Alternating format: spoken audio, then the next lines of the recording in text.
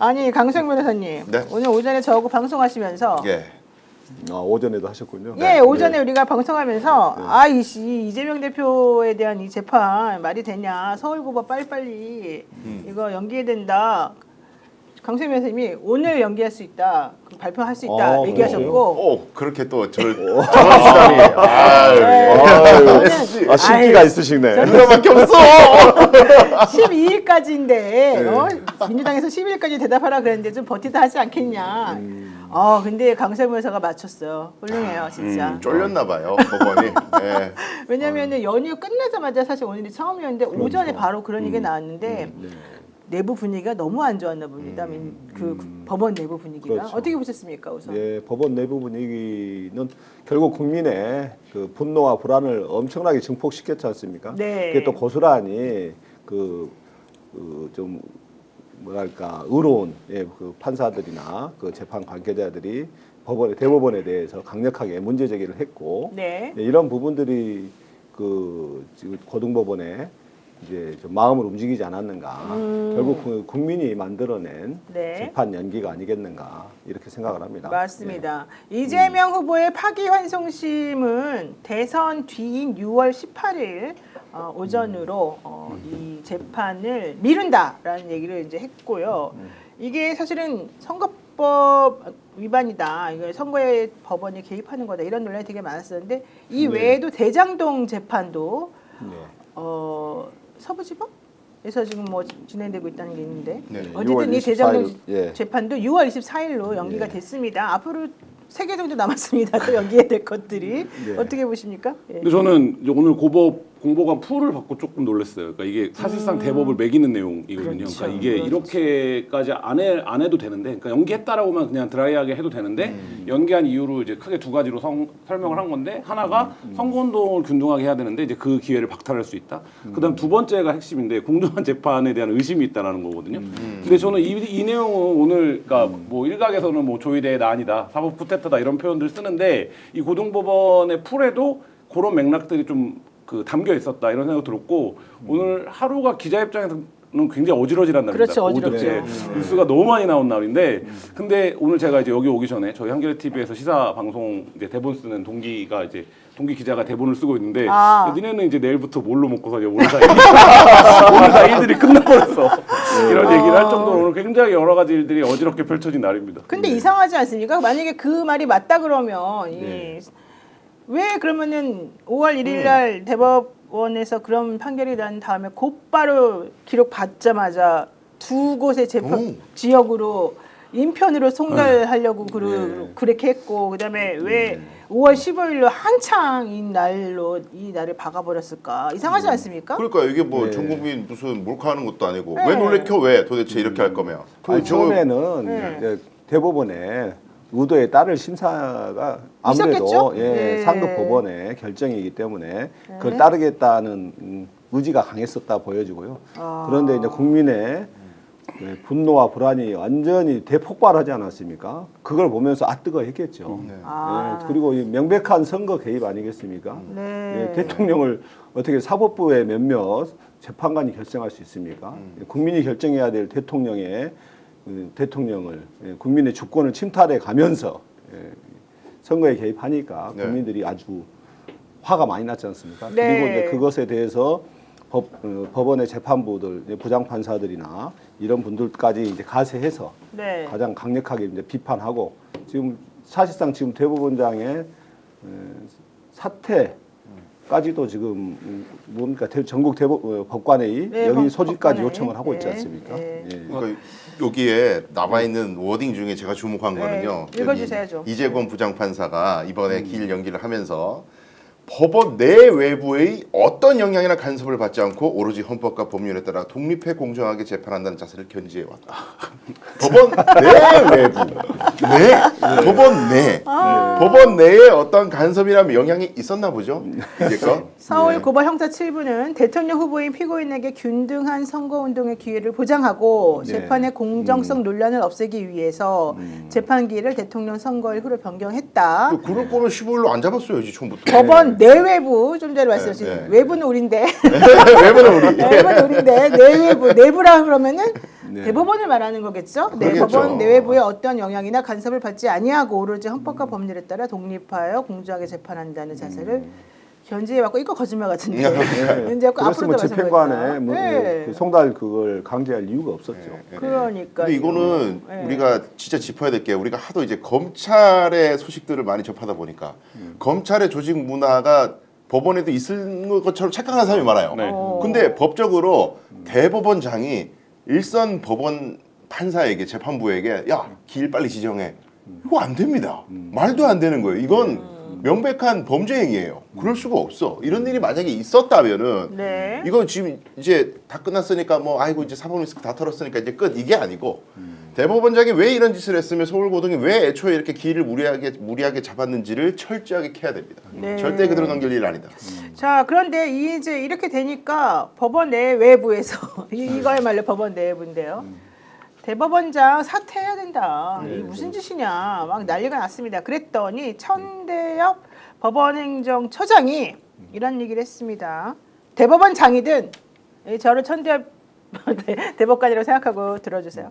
대법원장이든 대법관이든 일선 법관이든 어떤 이유로도 판결을 가지고 신상의 용태라든지 이런 요구가 이뤄지는 것은 사법부 독립의 심대한 침해가 된다.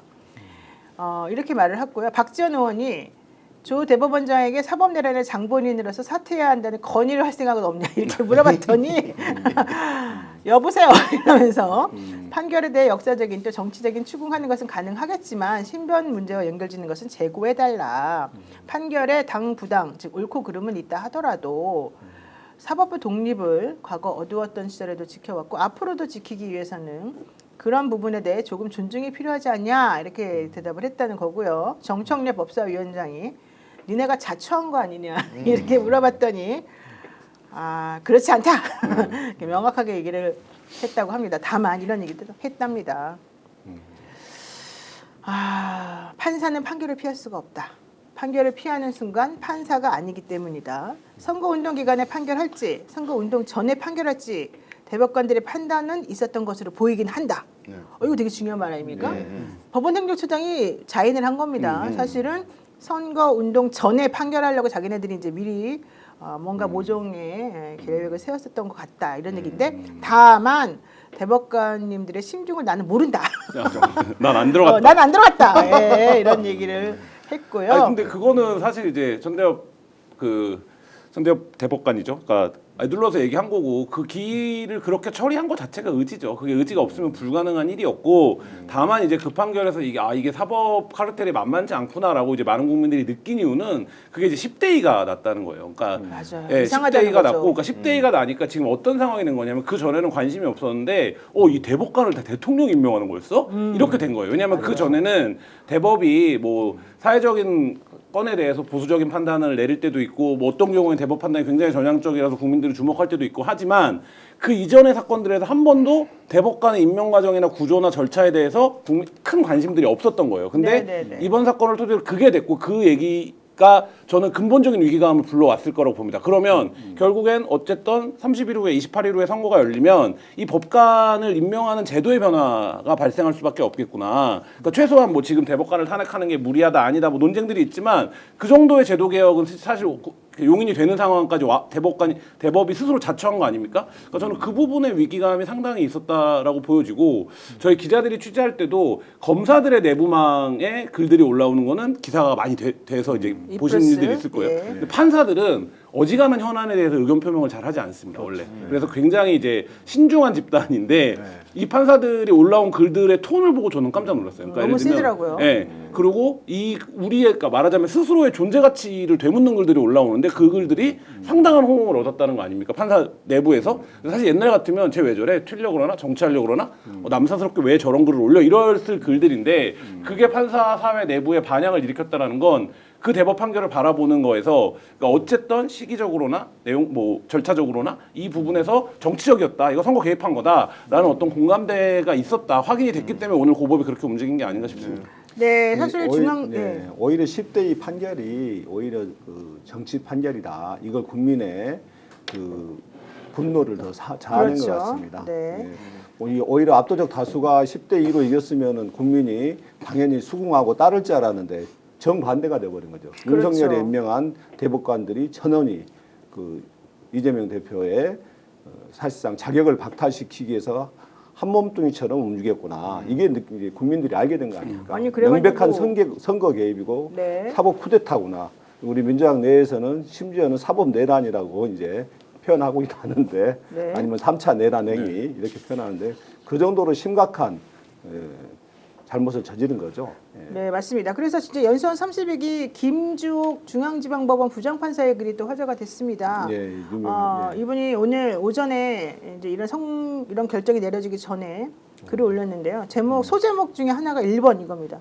조희대 대법원장은 반 이재명 정치 투쟁의 선봉장이 되었습니다. 그러면서 개별 사건의 절차와 결론에 대해서 대법원장이 이토록 적극적으로 개입한 전례가 있느냐, 책임지고 사과하고 사퇴해라. 이재명의 후보 자격을 박탈할 수 있거나 적어도 유권자의 판단에 영향을 미쳐서 낙선시킬 수 있다고 믿었기에 조희대가 사법부에 명운을 걸고 과반 의석을 장악한 정당의 가장 유력한 대선 후보와 승부를 겨루는 모험을 한 것이다. 정확하게 야, 분석한 거죠. 독선과 과대망상에 빠져 아니한 상황 인식으로 승산 없는 싸움에 나선 대법원장과 이에 동조한 대법관들의 처신이 정말 실망스럽다 이렇게 얘기를 했는데요. 게다가 부산지방법원의 동부지원 노행남 부장판사 29기인데요. 이분도 이러고도 당신이 대법관입니까? 전직 대통령이 계엄령을 선포할 당시 아무런 입장도 나타내지 않고 있다가 그 대통령이 국회의 계엄 해제 요구를 받아들인다고 발표했을 때야 비로소 사법부가 인권의 최후 보루라는 참으로 본인 입으로 말하기 민망한 의견을 냈다 이러면서 정말 직접적으로 저격을 했고요. 청주지방법원의 송경근 부장판사 그리고 또 부산지방법원의 김도균 부장판사도 코트넷의 대법원 판결을 비판하는 글이 이제 올라오게 됐습니다. 결론적으로 이번엔 정말 법원이 잘못한 겁니다. 네, 근데 진짜 이거 천대엽 법원 행정처장 굉장히 큰 착각하고 있어요. 아직까지도 정신 못 차렸어요. 하는 얘기 네. 들어보니까 왜 아직 그러냐면 선민의식이 있는 것 같아요. 그러니까 왜 그러냐면은 이 지금 민주시민들이 법원을 비판하는 이유가 판결의 결과에 대해서 화내는 게 아닙니다. 이게 지금 보수 언론도 그렇고 지금 국힘 쪽에서도 지금 프레임 잡고 있는 게 이재명에 대해서 안 좋은 판결 내리니까 발작한다 이런 식으로 지금 프레임 잡잖아요. 지금 그 프레임과 천대엽 법원 행정처장의 인식이 궤를 같이 하고 있어요. 이거 아니에요. 지금 판사들도 이렇게 비판하는 이유가 절차, 재판의 지휘, 진행 자체가 편파성이 있고 균형을 잃었기 때문에 비판하는 거예요. 헌법을 위반한 거죠. 네, 그리고 법원에 무슨 뭐 판사들이 성역인 것처럼 얘기하는데 부당하게 절차 진행하고 다른 판사의 판단에 관여하고 간섭하고 그래가지고 싹 다 법관들 100여 명 조사하고 기소한 사람 누구예요? 윤석열 아닙니까? 양선태 대법원장도 구속되고 조사받았어. 교도소에 나오시면서 많이 생각했대잖아요. 네, 그러니까요. 뭐 자기가 집어넣고 자기가 또 생각했대. 네. 무슨 거기에 성역이에요? 말도 안 되는 얘기하고. 그래서 저는 그게 다 연결되어 있다고 봐요. 그러니까 예를 들면 윤석열이 구치소에서 나오면서 왜 굳이 양승태 얘기를 했을까? 그리고 또 다른 이제 대법관 얘기도 한 명 더 했는데, 그러니까 왜 그 얘기를 했을까? 나오자마자 그 얘기를 네, 했거든요. 맞아요. 그러니까 결국엔 이게 지금 이제 요새 국민의힘 경선이나 이런 데서 유행하는 말이 기획자가 누구냐, 보이는 손이 누구냐, 뭐 이런 얘기 많이 하고 있잖아요. 보이지 않는 예. 보이니까 근데 이렇게 많이 하는데 그렇다라고 하면 이게 어떤 시나리오 속에 있었다 이런 이제 생각이 드는 거죠. 그 부분을 그게 이제 말하자면 대법원의 기일 지정이나 이런 거에서 정적 편향으로 드러났다라는 걸 이제 사람들이 그거에 이제 분노를 하는 거죠. 오늘 방송 어떠셨습니까? 마음에 들었다면 구독, 좋아요로 스픽스를 응원해 주십시오. 여러분들의 구독, 좋아요는 가장 큰 힘이 됩니다. 스픽 구독, 좋아요.